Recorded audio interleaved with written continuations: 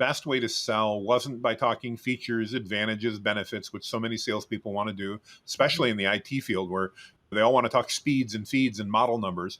But it was really to talk about and understand the customer's pain points. What was driving their decision? Why were they even interested in this?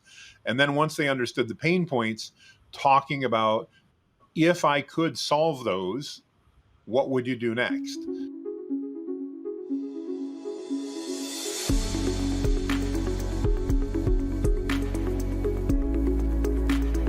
Welcome to Business Alchemy. I'm Beth with Valorous Circle. And I'm Jonathan with Whitebeard Strategies. In the last podcast, we talked about how different you and I are, Jonathan, the way we think through problems and how we approach situations. Today, I'd really like to focus on you and your style. For those of you who didn't watch our last podcast, Jonathan has a very unique and brilliant way approaching sales, approaching business that makes him a bit of a maverick and definitely very independent. So we talked a little bit in the last podcast, Jonathan, about your plethora of ideas and sorting out the good ones from the not so good ones. So today I was hoping that we could talk a little bit about the way you think about things, the way you approach things, and the impact they have had on your sales journey, your entrepreneurial journey. Oh, sure. I look forward to that. I hope you can help guide by giving me some questions, because if not, I'm likely to go off on some rabbit trail and follow some bright, shiny object that I find. Yeah, if you don't mind, let's jump in. Absolutely. I know that I learned a lot about sales from you and your unique approach and way of doing things. I'd like to maybe start off a little bit about the concept of farmer versus a hunter, because I know those are two sales approaches. How would you classify yourself? Are you a farmer? Are you a hunter? That's a good question. I think that I would definitely classify myself as a hunter. I guess I should probably, by defining it, I see a farmer, I see a hunter as someone who goes out and finds new opportunities, creates opportunities, basically goes out, kills that game, drags it back home for the family, and keeps the family alive because they're a good hunter. The farmer, on the other hand, is a nurturer. There's somebody that takes the time to nurture the crops, to nurture the animals, to do things like that. And they provide that way. Both are perfectly fine, but I definitely see myself as a hunter. I'm much more excited by the chase, finding a new opportunity, creating new opportunities, things like that. That's far more exciting for me than the alternative of the hunting. I can do it, but I'm not nearly as good at that as I am at hunting. I'd love for you to take a minute and just talk a little bit about your journey in sales and how your visionary approach has really shaped your career path. Good question. I need to take a look back and figure out when I decided sales was right for me.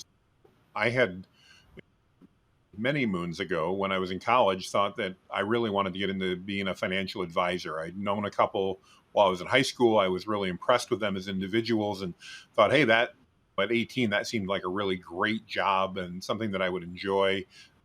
I'd done a little bit of investing as a young man and thought that would be a lot of fun. As I got into college, I quickly realized I didn't have the patience nor the time, nor probably the personality for that, because it's a really constrained occupation. In other words, everything has to be, especially nowadays, has to be run through compliance. And that's just not really my style. Not that I want to do things wrong, but I'm definitely, as you mentioned, more of a maverick and want to have an idea and I want to run with it. I don't want to have to wait 6 months to get approval for the idea I had this morning.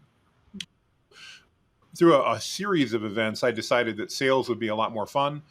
I started in sales and in my early career sold all kinds of different things, trying to figure out where I fit in and if I was any good at this. And the answer was, when I started, I sucked.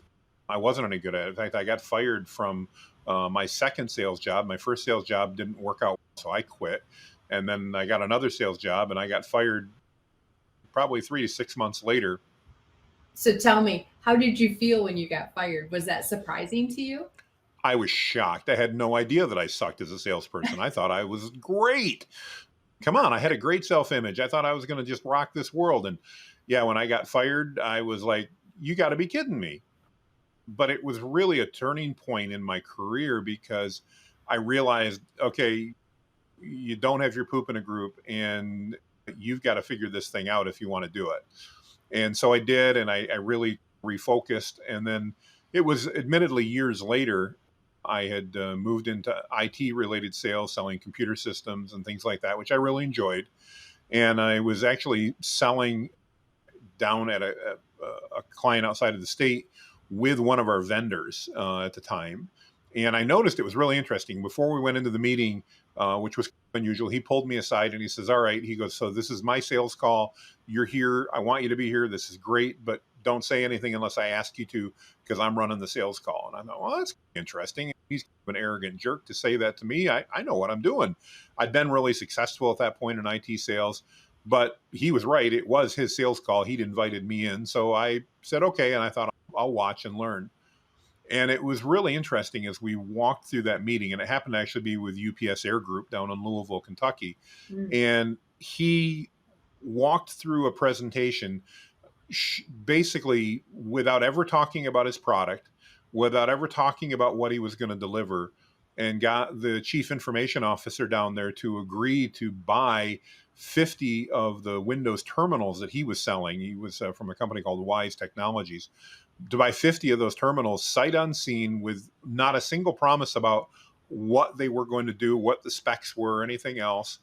And we walked out of that meeting to go have dinner. And I remember his name was Bob. And I said, Bob, how did you do that? You didn't talk about really your product at all. And he goes, no, it's called consultative selling. And I'm like, tell me more. And so he really shared with me at dinner that night that he had learned that the best way to sell wasn't by talking features, advantages, benefits, which so many salespeople want to do, especially in the IT field where they all want to talk speeds and feeds and model numbers. But it was really to talk about and understand the customer's pain points. What was driving their decision? Why were they even interested in this? And then once they understood the pain points, talking about, if I could solve those, what would you do next? And that's really exactly what Bob did in this almost hour and a half, 2 hour meeting that we had at UPS Air Group. He asked them lots of questions. He heard what they had to say. And I remember very clearly, he ended the meeting with, in order to do this, you'd probably want to do a test. And if I could arrange that, I'm not even sure, by the way, I can, but if I could arrange that, what would we do next? And the CIO said, I'll send you a purchase order. He hadn't talked price or anything. And I got to be friends with Bob. Bob was really helpful through the process, and he introduced me to his sales coach, who was a guy of Dan, lived out in California. And Dan taught me all about consultative selling and just opened my eyes to an entirely new way of communicating with prospects. And what was so cool about it is it wasn't high pressure, it wasn't pushy, and it was really all about being really two things: treating the prospect with respect, and two, meeting their needs. They taught me a very interesting concept of getting to know fast. In other words, not to know somebody, but getting to the answer no. In other words, as a sales rep, we're always trying to get prospects to say yes. And the one thing they taught me was your goal really is to get a no as quickly as you can, because every sales rep has a tendency to, what I say, fall into the maybe, hope, a someday world, which is, I want to keep talking to you, Beth, because you might do business with me down the road, even though you've told me no 3 times, or you've told me you want to think it over. And that's okay with me because that wasn't a no. And what Bob and Dan really taught me was the fact that I needed to focus on getting to know quickly. So I stopped wasting my time with prospects that were never going to buy from me. And I could do that very effectively and respectfully by understanding what pain points they were trying to move away from as a person, as a company, or anything like that. And then figuring out, would the product and services that I sold be a solution to help them move away from that pain? Mm-hmm, mm-hmm. And what was it really about this approach that really appealed to you? being ADD, I didn't have to remember any tech specs anymore. And I didn't have to worry about pricing. And I didn't have to worry about all those things that were drilled into my head during sales training classes about, I know, whether it was the job I got fired from, which happened to be selling copiers, and how many pages per minute this copier can do, and how long the toner lasts, and all these tech specs that candidly I didn't care about. War in IT, everything had tech specs. Every router, every switch, every computing device, everything had all kinds of technical specs. And the industry at the time, at least, really seemed to expect us as salespeople to know all of those tech specs. When in reality, if I move forward to today's analogy, all the business owners we were talking to really wanted was to know that their employees and they were able to connect to the wireless internet wherever they wanted to. And they didn't care about the router or the switch or whatever it was called, or the firewall. They didn't care. They just want to know, can you do this? How much is it going to cost? And when can it be done? And those are the things that made all the difference at that point in time. And I just found that really just freeing to me, because now I got to focus on getting to know the people I was selling to, understanding what their issues were, and if I could, solving those through the products and services that I represented. Mhm, mhm. I have to say, there's a huge elephant in the room, and that is, you mentioned that you're ADD. Tell me about that. What is that? I know what that is, but perhaps our viewers don't know. And we definitely need to dive in how that has affected you, how that's affected your career as a visionary. So ADD, I have attention deficit disorder, and I'm not self-diagnosed. I actually got diagnosed at 43 as having ADD. And I remember at the time going, what is it and why do I care? But it was really interesting to understand that that was 11 years ago. It's really helped me understand how my brain works and how I think. And while some people like you may disagree on occasion whether or not it's a superpower, I consider it my superpower, because it allows me to focus in on the things that, let me say, at least the things I think that matter. And in Mm. the sales process, that's been really effective, because I don't tend to get sidetracked by minutia. I don't tend to get sidetracked by things that don't matter. I'm really good, and my ADD helps me focus in on those key things that the customer wants to accomplish or avoid by moving away from pain, in order to focus on that. So it's been great for me. And it also has been great because, again, I don't need to now focus on these details that I don't care about. I don't need to know what model number switch we're installing when I'm selling IT. It doesn't matter. The engineers will figure it out. Yes, I know I need to figure it out for a proposal, and there may be somebody on their I team that wants to verify that at some point in time. But it wasn't important for me to know in the sales process. I now got to focus on building rapport with the customers, understanding who they were, and really meeting their needs and providing value that ultimately led to more sales and more commissions and more success. I remember the day that you were diagnosed. I think I danced around the kitchen, very excited to understand what I could name now what this behavior of yours was, because of course already knew that you were incredibly brilliant, that you were a visionary, that you had all of these ideas, but you and I think so differently. As we've mentioned, you really overwhelmed me with your ideas and these thoughts, and just even having a conversation, sometimes you would rattle away at 1,000 words per minute. And so this was really exciting to me to be able to learn more about you. And there is a predictability when you know that someone is ADD or ADHD, in what their behavior is or how they may be looking at things. With you, you were in sales for so many years, and a lot of being in sales, you're really independent and you really can set your own marching orders for the day, and you're not necessarily clocking in and out. You've never been one to clock in and out. You pretty much just are on perpetually. But how did you see kind of your sales background morphing into a desire to have your own business? I think it came along with being, and I'm going to bring in another personality aspect, but that's if you're familiar with the DISC profile, the DISC. I'm also what they call a high D. In other words, I'm considered by that to be a very dominant person. Good, bad, or indifferent. That's just who I am. So when you combine those two together, the reality is that I'd worked for a number of other companies while I was in my 20s and early 30s, and realized that candidly there were just things I disagreed with that they were doing. They didn't make sense to me. I thought they were the wrong ways to do things. And with your encouragement, I remember literally coming home and complaining for probably the umpteenth time about things. And you looked at me and said, "Hey, if you've got a better way to do it, go do it." And so I remember deciding it was time to go do my own thing. And really, ever since, I found that entrepreneurship and being my own boss works well. It works well with me.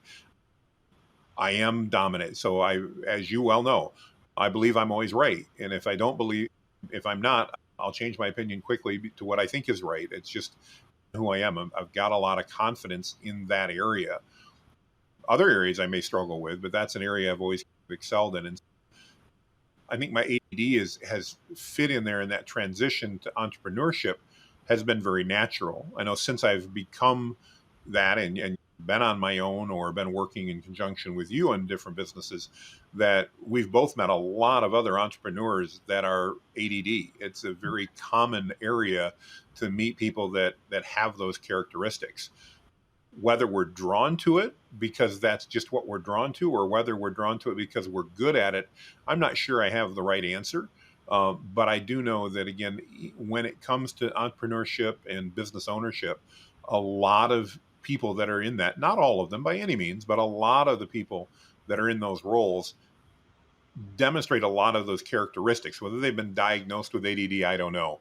Um, it's like just the other day, I was talking to a client of mine, and I don't know if this will show up, but they sent me this really cool cup talking about an entrepreneur's mind. And you can't see it, but it talks here about, what did I tell you about that? Ooh, squirrel. And there's marks going all over, because that's how my brain works. We can be in the middle of a conversation, as you well know, and some bright, shiny object, which either went through my head or I saw or whatever, and boom, just like that, my attention's moved. I think I'm better at that than some people are about maintaining it. But I will readily admit, one of the things I even struggled with in school is, if I didn't care about the topic, I wasn't going to learn it. I wasn't going to spend the time on it. I didn't really care how I did in the class. It was irrelevant to me. If I loved the topic, then I could dig into it deep and become an expert at it and know more than anybody around me. But if I didn't care, how do I get through this class as quickly as possible? And unfortunately, or fortunately, I don't know, it depends on one's perspective, that those traits have followed me into my adulthood as well. And it's how I treat most of life. Mm-hmm. And we could have a whole nother podcast just on children with ADHD or ADD. And I have some strong feelings about the school system and that type of thing, and how they treat those types of situations. But with you, you didn't find out until you were much, much older, obviously, that you even had ADD, but somehow you had already put basically processes in place to help you deal with that on a daily basis and be as productive as possible.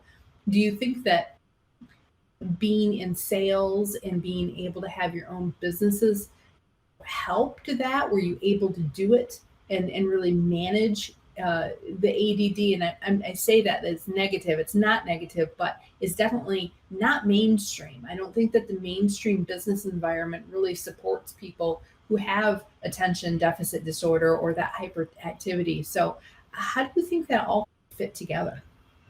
I think ultimately it was just God's blessing that I got in the right jobs. The jobs I excelled in were ones where I could be the top salesperson and break the rules. And by rules, I don't mean doing things I shouldn't have done. There are things that were illegal, but I could ignore putting stuff in the CRM. I could ignore filling out all my reports and all those things. By the way, things that I hate to do. I hate paperwork. In fact, as you know, we have a rule here in the office, and you and I share a space in an office building. Don't ever give Jonathan an original document, because he'll lose it. And that's true. And I was that way in my sales career as well. I didn't, I to this day, I do not want to take the time to enter information into the contact relation management software. It's not something I want to do. I don't think it's beneath me. I just have no interest in it. When it comes to paperwork, I'm great at getting contracts signed, but I'm really bad at internal paperwork because it just seems to me that everybody should know everything that I know, and I don't understand why they don't. I get it logically, and I'm not trying to be an arrogant jerk when I say that, but that's how my mind works. And it's not that I think less of anybody. I just assume that if I know it, everybody would know it because it makes so much sense to me. And I've learned, and you've helped me with a lot of that over the last 20 years, learned that's just not the way things work. But I had to really recognize that and accept that before I was able to fix any of it. But back to your original question, I think the reason I was able to excel is I was, again, all the glory goes to God on that, but he placed me in positions where I could be really good at sales, which is a skill that I have, and then not be held accountable for all the other things that I was supposed to do as a sales rep. I could basically, and I hung my hat for many years on the fact that I'll be your number one sales rep. I'll bring in lots of new clients. I'll bring in revenue, but I don't want to do any of the other stuff. And again, wrong or indifferent, I was able to build my career that way until I left to be an entrepreneur. And then the first couple times I tried, I failed miserably because of the fact that I didn't have any of those other skills. I didn't want to do those things. In fact, we talked a little bit about this in the last podcast, and maybe I'm getting ahead, and if so, I apologize. But don't give too much away because we want to talk about some of those in the future. All right. I won't go there. I think it's interesting, though, that you talk about some of the idea that you promised these companies that you would be the best sales rep you could, and you were a phenomenal sales rep. You were the top sales rep. Do you think that they gave them a little bit more grace for you for the things that you didn't do well? And as I recall, you were actually even given at times like an administrative assistant to deal with those details that you weren't really interested in doing. I can honestly say I don't think any of the companies were really happy with the fact that I meant what I said when I said I'll be your number one sales rep, but I'm not doing paperwork.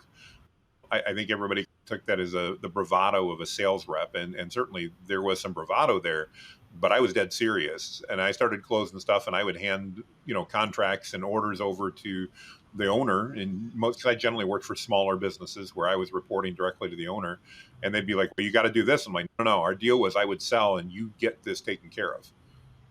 And I definitely, there were plenty of consternation amongst my bosses at that time about the fact that I was just, for lack of a better description, I was probably a jerk about it. I was in my 20s at the time, and I was even more arrogant than I am now, and knew I knew right, and probably didn't deliver things very, very well in the big picture. And I really hung my hat on the fact that I'm going to close more business, and so deal with it. And again, glory to God, I got in the right positions where the bosses did deal with it and allowed me to be successful in what I did. And I just have to point out, you have definitely mellowed over the decades. I think I'm a little more mellow now than I was, back 20 some years ago. Yeah, definitely. Even, when I met you were already 30, and you've changed quite a bit since then. But we'll have to talk in the future more about just other general aspects of your personality, because ADHD, ADD does not define you. It might be a part of you, and it certainly affects your work product and how you work and how people need to communicate with you. But it doesn't define Jonathan Mast. That is not like this is who you are. And so it's part of the reason I, although it's helpful to have a diagnosis, it's also important not to put labels on people, because there's so much more to an individual than just this one diagnosis. If I can, let me jump in, and I mean it when I said it earlier. In fact, I told somebody this morning, I really see ADD as my superpower. And the reason I do, and this probably caused more issues in my career than anything else, is my ADD gives me the ability to, and maybe it's ADD, I don't know. I think it's my ADD that gives me the ability to really narrow down to find a solution fast. Because, and I remember one of the coaches I had, he described my brain as not a flat surface where things landed and stayed, but as a sloped surface. And that when things got into my brain, they literally, if I didn't deal with them, they just fell away.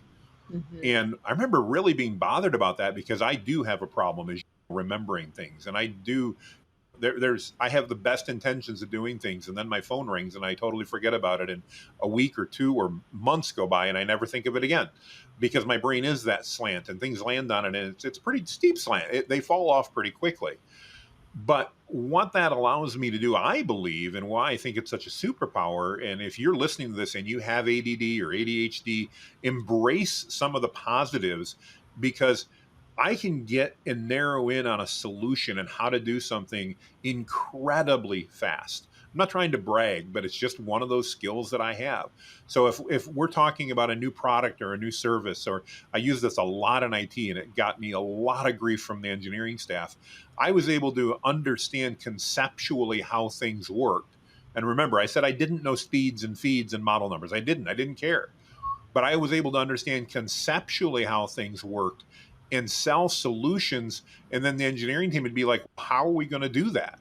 And I'd be like, I don't know the specifics, but we're going to do A, B, C, and D. Or oftentimes it was more like, we're going to do A, E, J, and L. And they're like, but we don't do things that way. And I'm like, try it, it'll work. And miraculously enough, most of the time, it did. And that's why I consider my ADD to be a superpower. And Beth, you've seen that. I've driven you nuts multiple times, because I've come up with an idea and I'm like, this is so easy. This is not a problem. And I'm like, it's bing, bing. And you're like, yeah, but you're missing all these connectors. And I'm like, oh yeah, those are the easy part. No, they're not easy for me, but I'm able to see solutions. And I believe that's part of being ADD, because again, so much falls off so quickly that when I am able to focus on something, and I think you've called it hyper focus, and I think some of my coaches have called it hyper focus. I can hyper focus on things and really distill things quite quickly when appropriate. Now, I'm not always right. I'll readily admit I make mistakes like everybody else. But if you're listening to this and you've been diagnosed with ADD or ADHD, or one of your loved ones has it, embrace the parts of it that make that person unique, because you can really excel with ADD in the right spots. It's if you're in the right seat on the bus, not just on the right bus, but in the right seat on the right bus, you're going to set the world on fire, or at least have fun trying.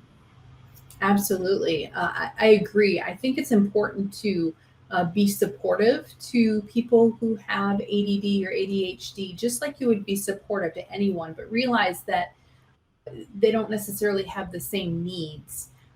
And that one of the things to identify is, especially in a situation with maybe you're a partner with someone who is ADD, it's best if both partners don't have ADD or ADHD. One is enough, believe me. But the other person can really then support that person appropriately with what they need. And that's the key to any partnership, but I'm just speaking from my perspective and my experience, being one type of personality and way of thinking, and Jonathan being another personality or a way of thinking. And you can actually build your partnership and build your business supporting each of you by ensuring that you stay in your own lanes and that each of you have the right resources, the right tools that each of you need. I think that's just really critical in being successful. And part of the reason that we've done businesses together, obviously beyond the fact that I have entrepreneurship in my blood and ancestry, and you as well, but was that it was a great way for both of us to express our strengths. Now, there was a book out there that you read many years ago, and I can't remember the name of it. I'm hoping you'll remember. But it was basically talking about the different parts. I think there were 3 different parts of a successful business or a successful leader. And one, you're the visionary, but you can't necessarily do the implementation. And then there was something else that you could do. There have been multiple books about this. But do you remember talking to me about that book and that you identified shockingly to yourself that, wow, I'm really good at this part, but I can't do these. And so I need to surround myself not with people who can do what I do, but with people who do the other things. Yeah, I do remember. I don't remember the name of the book. We'll have to look that up. But I remember very clearly reading that book, and it was like smacking my head up against the wall. It was like all of a sudden this light bulb went on, because up to that point in time, I'm trying to be everything that I thought a leader needed to be. And in my mind, that was not only the visionary, but it was the one who put the plans in place and the one who was able to direct the staff and execute and basically being able to do everything. And I realized in reading that book that I only had one of those characteristics, and that was that visionary. And I think I'm really good at that. Some people might disagree. I think I'm good at that. And you've seen me regularly get excited about a concept and run with it, sometimes even before people are ready to commit to it. And I'm already 5 miles down the road thinking about how we're implementing it and selling it, and what it's going to be branded like and what it's going to look like. And that's just how I think. And that's something I'm good at. But it was really a light bulb moment for me to realize that I didn't have to do the things that I stunk at, and that I could surround myself with people that excelled. And that's one of the reasons that you and I ended up doing some of the businesses together, because I didn't have the ability to do the things that were needed. And I had some skills, but not others. And I think it's what it's allowed us as partners to do so well, because you complemented the things that I needed, and hopefully vice versa. Absolutely, vice versa.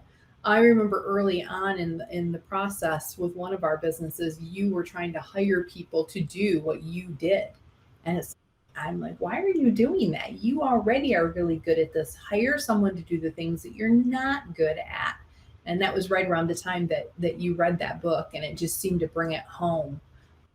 And I Absolutely. think we have just built things together and separately that have been far more successful because of that realization, and also because we knew then, okay, you're ADD and you've got these strengths, you've also got some of these weaknesses. We were able to identify them, and then really you can build a business around your own individual strengths and weaknesses. So for the people who are out there viewing, one of the things, if you're going to be starting a business or you've already started a business, I highly recommend know thyself. You get to know Yes. who you are, what you can do, what your main mode of work management is, of work execution.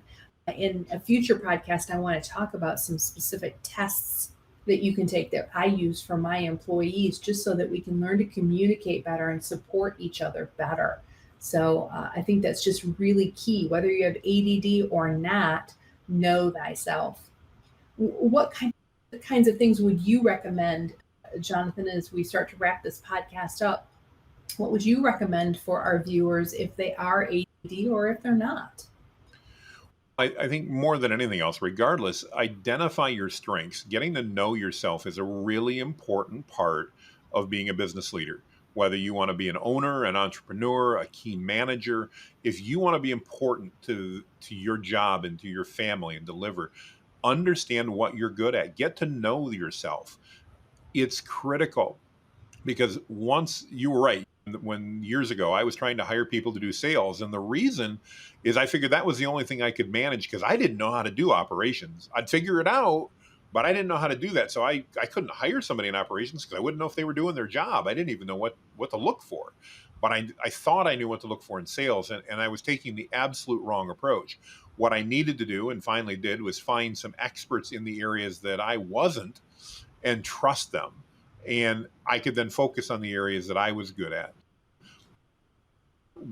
If you're even considering entrepreneurship, or if you're there now, or you're a business owner, get to know yourself and understand, be candid about your strengths and your weaknesses, and embrace your strengths and play to them, and surround yourself with people, because not everybody's like you. And of course, I had to learn that as well. But surround yourself with people that have the skills that you don't, so that you can provide better value to your customers and a better experience, because your life, your income, your health, everything will be better when you do that. Mhm. Thank you so much for talking today about your experience and your journey and just what you did with your superpower, because I think it's a great testament. And it also, I want to bring lots of hope to people out there that if other people put you down because you don't think just the way they want you to think, and that maybe you have a special way of looking at situations, like Jonathan said, play to your strengths and just remember that you've got talent, you've got skills. They're probably just different than other people's. Jonathan, you want to wrap up this podcast for us today? I'll be happy to. First, I want to thank you for taking the time to ask me the questions to go through this. As you can tell, it's one of the many things in life I'm passionate about. Guys, if you've listened to us today, I want to just thank you for hanging out with us.